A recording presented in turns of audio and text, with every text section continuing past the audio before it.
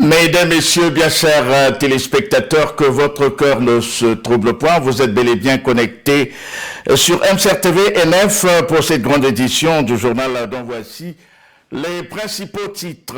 Les citoyens riverains de la rivière Tikobo, quartier 202, zone numéro 5, bloc 3 de Mvumvu 1, s'attelle, avec le concours de Madame le maire de cet arrondissement, a installé une nouvelle passerelle sur la dite rivière et lancement ce jeudi des activités de la 3e édition des 72 heures de la mécanique automobile.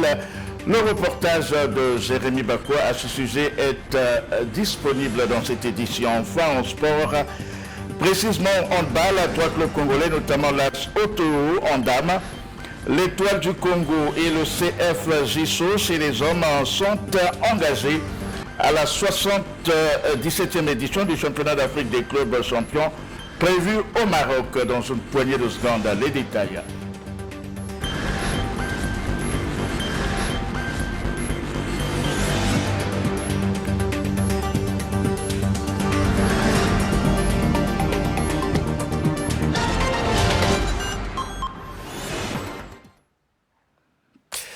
Mesdames, Messieurs, nous l'avons dit en titre, bientôt arrive la grande saison des pluies. C'est dans ce contexte que certains citoyens de la ville de Pointe-Noire s'attellent à créer des conditions devant leur permettre de vivre cette saison en toute quiétude. Ceux du quartier 202, zone numéro 5, bloc 3 de Mvumvu 1 s'activent autour d'une passerelle sur la rivière Tikobo. Suivez plutôt ce reportage. À l'approche de la saison des pluies, plusieurs dispositions sont en train d'être prises dans les quartiers populaires pour pallier tant soit peu le phénomène d'inondation, mais aussi favoriser la traversée de certaines rivières qui quadrillent la ville. C'est le cas ici au CQ 202, zone numéro 5, bloc 3 de Mvumvu 1, où les riverains, sous la bannière des autorités locales, en l'occurrence le concours de Madame l'administrateur maire lauréate Bini Méry, s'attelle à ériger une passerelle sur la rivière Tikobo. L'objectif des travaux réalisés est évoqué par Alphonse Bédel Ngalikissa, chef du quartier 202, église Saint-Christophe. L'objectif ici, c'est Madame qui veut placer une passerelle sur cette voie-là où il y a beaucoup de passants. La première passerelle ou pont, appelons ça comme ça, ça a été vraiment de fortune. Maintenant, Madame veut faire quelque chose de consistant. C'est-à-dire mettre une passerelle par ici pour permettre aux populations de traverser, parce que cette passerelle-là va faire que les populations ou les habitants à la zone 3, bloc 1, passeront de l'autre côté de la zone 5 et au bloc 3. L'objectif, c'est donc un pont ou une passerelle que Madame veut placer par ici, Madame le maire de notre arrondissement de Mvumvu. Le temps urge. Hormis la passerelle sur le point d'être installée, il faut penser à faucarder cette rivière pour favoriser le ruissellement rapide des eaux et ainsi éviter la sortie de ces eaux de leur lit habituel.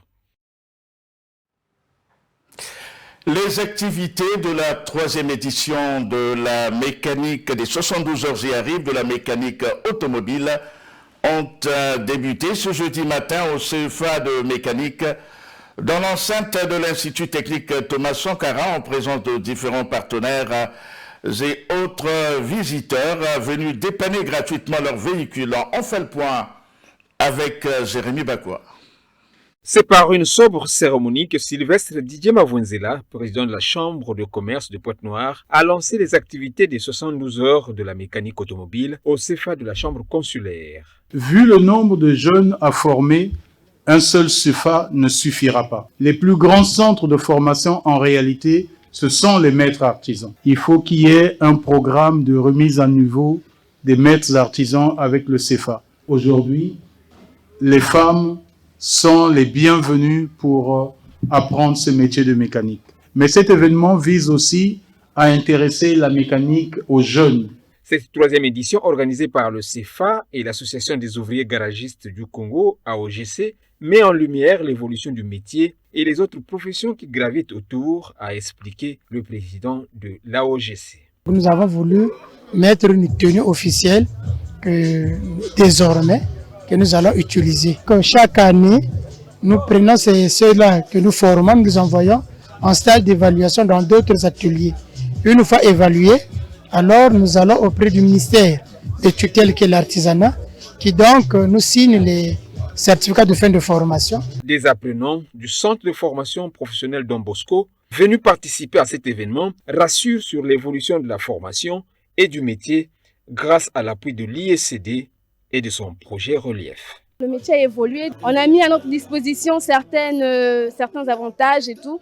Il y a des machines maintenant. Avant, c'était plus physique, mais aujourd'hui, on a des machines. Et la mécanique, aujourd'hui, c'est un métier hyper favorisant. Ça ouvre les portes, surtout pour nous les femmes. On a cette facilité en fait d'intégrer les entreprises. À Don Bosco, nous avons, pour les anciens élèves, nous avons le bureau d'orientation. Après la formation, qu'est-ce que vous pouvez faire? Pour l'instant, on est en stage. Après les stages, on peut nous orienter comment créer votre propre entreprise. En outre, des séances de dépannage gratuites des véhicules sont organisées durant ces 3 jours d'événements. Notons qu'un atelier sur le filtre à huile a mis fin aux activités de cette première journée. En ce mois de septembre qui précède celui de la rentrée scolaire à l'échelle nationale, l'observation minutieuse des écoles présente 2 tableaux. D'un côté, des écoles publiques présentant un décor peu attrayant, de l'autre, des écoles privées qui refont peau neuve en vue d'accueillir les élèves. C'est un constat de notre rédaction. Le 9e mois de l'année, celui de septembre, précède la rentrée scolaire. À cette période, des travaux d'aménagement sont exécutés dans quelques établissements scolaires avisés et prévoyants. Un tour d'horizon des écoles de la ville océane donne en observer 2 tableaux. Le premier est celui des écoles publiques où les murs ne sont plus repeints, faute d'argent, semble-t-il. On attend la veille de la rentrée pour nettoyer les salles de classe. Le deuxième et dernier tableau est celui des écoles privées où les directions s'attellent à repeindre les murs de leur structure. Ces écoles privées à vocation commerciale sont plus engagées dans l'aménagement de leur structure en vue d'un accueil chaleureux des élèves. La saison des pluies approche. Quelques signes alimentaires sont déjà visibles sur les marchés de Pointe-Noire, notamment avec la présence des champignons qui attirent déjà les consommateurs. Amélia Baker et Rossi Makayandende nous en font le point. Ils sont parmi les aliments les plus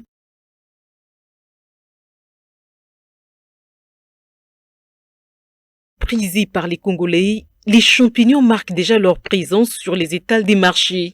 Pour certains consommateurs venus s'approvisionner ici au marché de Fontichi, c'est un des signes annonçant les couleurs de la saison des pluies. Les pluies sont là, ça dit que c'est visible, hein, ce n'est plus loin.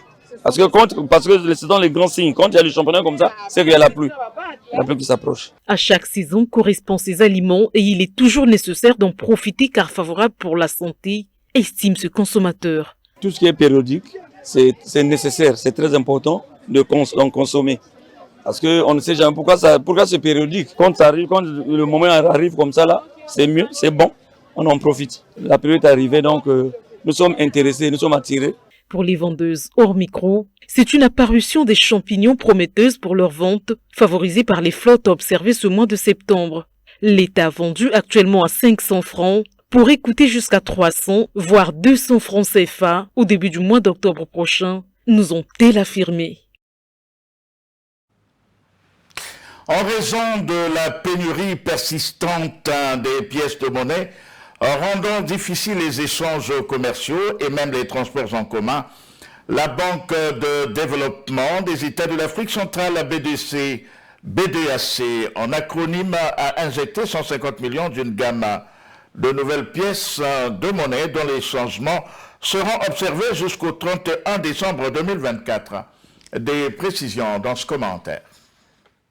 150 millions de francs CFA, tel est le montant de la gamme des pièces de monnaie de 25, 50 et 100 francs CFA que vient de fabriquer la Banque des États de l'Afrique centrale, BEAC en sigle. Cette information a été confirmée dans la circulaire adressée le 13 août dernier par le directeur général de l'exploitation de la Banque centrale aux directeurs nationaux et directeurs des agences BEAC. La Banque centrale donne jusqu'au 31 décembre 2024 à ses services pour répartir totalement les stocks commandés dans la sous-région CEMAC.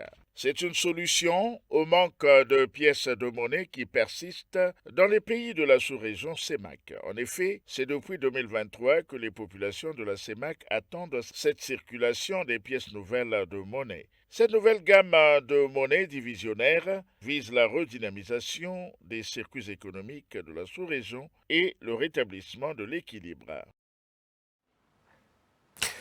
Cap sur le département du Niari où la mairie de Mossinjo est désormais dotée d'une centrale photovoltaïque moderne pour alimenter les bureaux et les appareils de travail en énergie, une installation acquise grâce aux efforts du président du conseil municipal de cette ville, le député maire Ndouna François. On fait le point avec Nadine Jo Locaté. Après avoir redonné sa fraîcheur à la parure du siège de l'hôtel de ville de Mossinjo, les agents y évoluant ont réceptionné du matériel de travail, des fournitures de bureaux, entre autres, des bureaux neufs, ordinateurs, tenues de travail et véhicules. Aujourd'hui encore, voulant maximiser le travail, à travers les soins du président du bureau exécutif du conseil municipal de Mossinjo, député maire de la ville, François Ndouna, une centrale photovoltaïque est en train d'être installée, mais aussi des lampadaires. Une centrale solaire avec une capacité de 25 kW afin d'alimenter la mairie de Mossinjo. De base, la priorité, c'est d'abord d'alimenter tous les bâtiments et tout ce qui va représenter les outils de travail. Donc l'ordinateur, les imprimantes et autres, et les splits. Mais par mesure de précaution, on va sélectionner les splits qui vont fonctionner, tels que sur le bureau du maire, du vice-maire et sur la salle de réunion. Donc l'objectif numéro 1, c'est d'abord de rendre utiles les outils qui vont permettre aux agents de bien travailler. Donc là, on a placé les projecteurs autonomes, solaires, pour éclairer les alentours de la mairie. Donc chaque projecteur a une capacité de 600 watts. Bon, déjà avec, sur la centrale, en primo, les panneaux solaires ont une durée de vie de 25 ans. Donc quand on essaie de voir déjà par rapport à la garantie, il y a une garantie qui est considérable. Maintenant avec les batteries, tout dépend en termes de cycle. Mais les batteries qu'on va mettre ici auront au moins une durée de vie de 6 ans. Donc après 6 ans, il faut renouveler les batteries. Maintenant sur les projecteurs, si la maintenance est bien assurée, donc on a au moins une garantie, au moins de 7 ans. Les qualités des batteries, ce sont les batteries Deep Cycle. C'est une centrale qui va, vous avez entendu, améliorer considérablement le travail des agents municipaux, rester longtemps dans les techniques archaïques. Ce, malgré le matériel de qualité réceptionné, car l'électricité ici reste un luxe.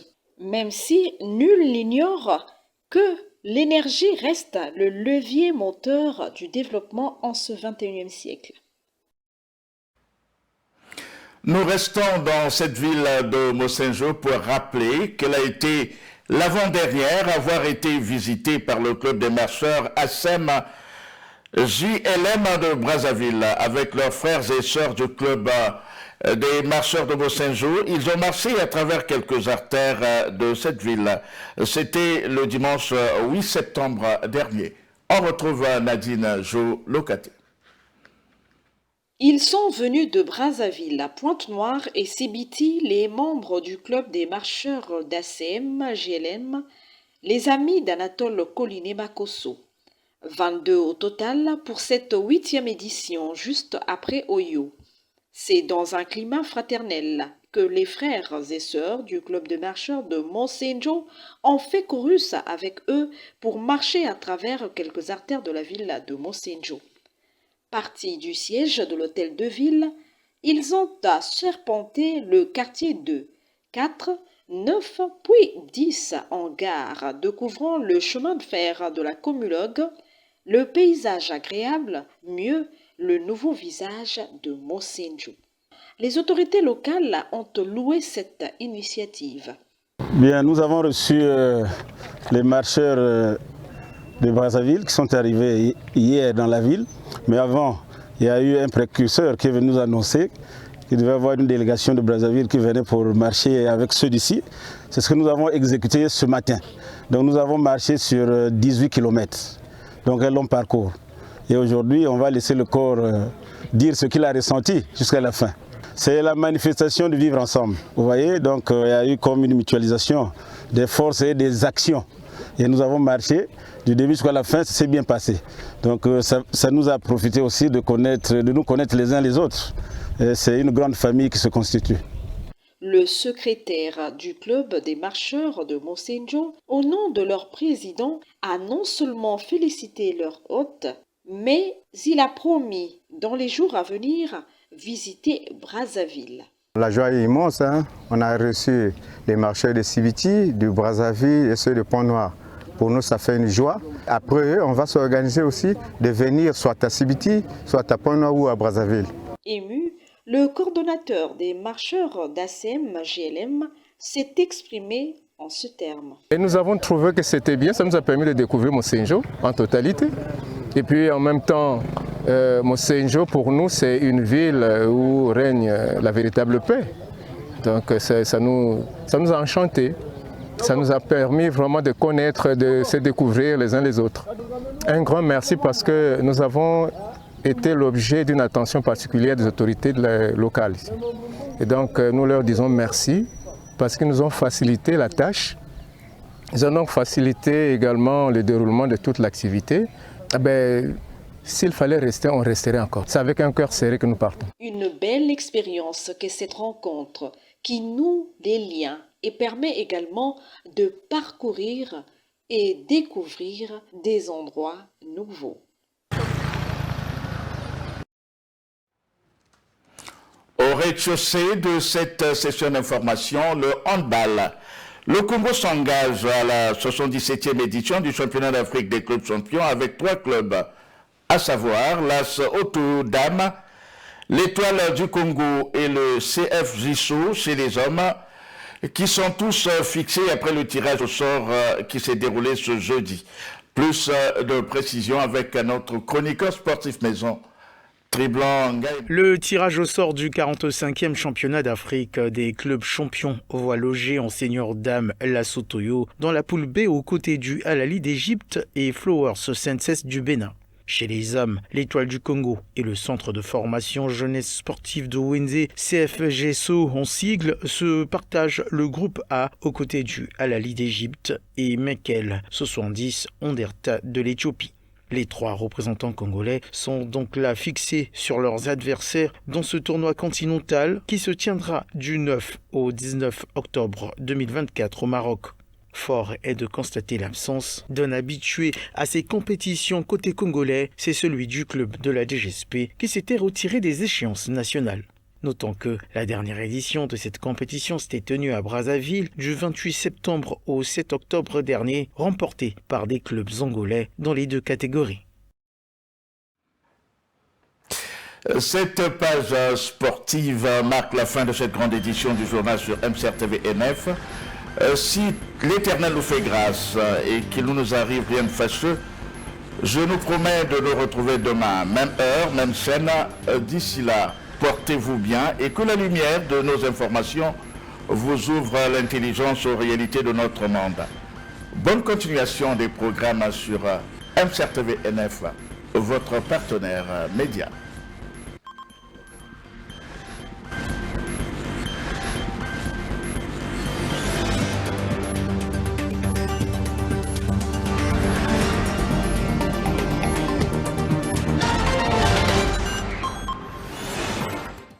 MCR TV, notre partenaire média.